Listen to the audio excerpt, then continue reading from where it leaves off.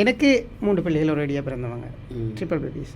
3 பேரையும் நான் ஸ்கூல் சேர்க்குறேன். இந்த வருஷம் தான் சேர்க்குறேன். நான் இப்போது ஸ்கூலில் வந்து ஸ்மார்ட் போர்டு கேட்குறாங்க. நான் என்னுடைய அனுபவத்தை சொல்கிறேன்.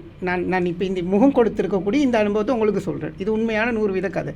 இப்போது எனக்கு வந்து ஸ்கூலுக்கு ஸ்மார்ட் போர்டு கொடுக்குற அளவு வசதி இல்லை, ரைட்? இப்போது ஸ்கூலில் வந்து பணம் சேர்க்குறாங்க. இப்போ புதிய மொடியூலோ இல்லை புதிய கல்வி சீர்திருத்தமோ 1ஆம் ஆண்டுக்கு கொண்டு வரதா இருந்தால் இந்த இணையதளங்களோ இல்லை ஸ்மார்ட் போர்டோ அதற்கு யூஸ் பண்ணுற டெப்போ யாரோட பொறுப்பு? உண்மைக்கும் அது அரசாங்கத்தில் பொறுப்பு. இப்போ நாங்கள் இது சம்மந்தமாக நாங்கள் பேசணும். ஏன்னா வந்து இப்போ இந்த நீங்கள் கண்ணிய அந்த டாக்டர் அருணி அமரசூரி உட்பட அமைச்சர்கள் 4 பேர் இருந்து ப்ரெஸ் கான்ஃபரன்ஸ் பண்ணிருக்கோம் உங்களுக்கு. சரி, நீங்களும் போயிருந்தீங்க தெரியாது. அப்போ அந்த ப்ரெஸ் கான்ஃபரன்ஸில் சொல்கிறாங்க இந்த டிவைஸ் ஸ்மார்ட் போர்டு அப்போ இதுக்கான பொறுப்பு இது ஏனைய பொருட்கள் நாங்கள் இந்த வருஷம்தான் கொடுப்போம்.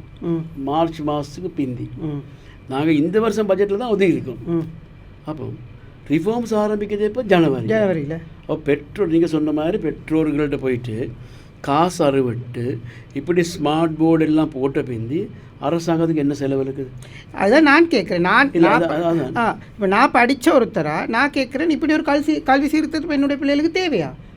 நான் எனக்கு 3 பேர் தான் தெளிவாக சொல்கிறேன். எனக்கு ஒரேடியாக பிறந்த 3 பிள்ளைகள். ஒரு ஆளுக்கு 25,000 வைங்க. நான் 75,000 கட்டணும். ஸ்போர்ட் மார்ட் எவ்வளோ? 4,80,000, 5 லட்சம் 6 லட்சம் வருது. அப்போது அவ்வளோ என்னால் கட்ட முடியுமா அப்படின்ற ஒரு கேள்வி இருக்குது. எல்லா பெற்றோருக்கு மேலே ஒரு சிக்கல். 1ஆம் தரத்துக்கு கட்டணும். அதான் 1ஆம் தரத்துக்கு மட்டுமே 6ஆம் ஆண்டுக்கும் அந்த பாடசாலை மாணவர்கள் எண்ணிக்கை பொறுத்தவரையில் தான் காசு தீர்மானிக்கும்.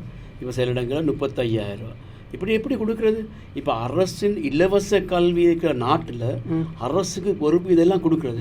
இப்போ நான் கண்டன் பாராளுமன்றத்தில் கல்வி சம்மந்தமான டிபேட்டில் சொல்கிறாங்க காசு சேர்க்குற பிரின்சிபல் மார்க் எடுத்துனா நாங்கள் நடவடிக்கை எடுப்போம். அதை தான் நான் சொல்லுவேன். அப்போ அவங்க சொன்னாங்க எந்த பிரின்சிபல் நடவடிக்கை எடுப்பாங்க? ஆரம்ப கட்டத்தில் இந்த அரசாங்கம் அந்த காலத்தில் செயலாளர் அவர்களே சொன்ன ஒரு விஷயம் தான், எதுக்காகவும் காசு சேர்க்கக்கூடாது.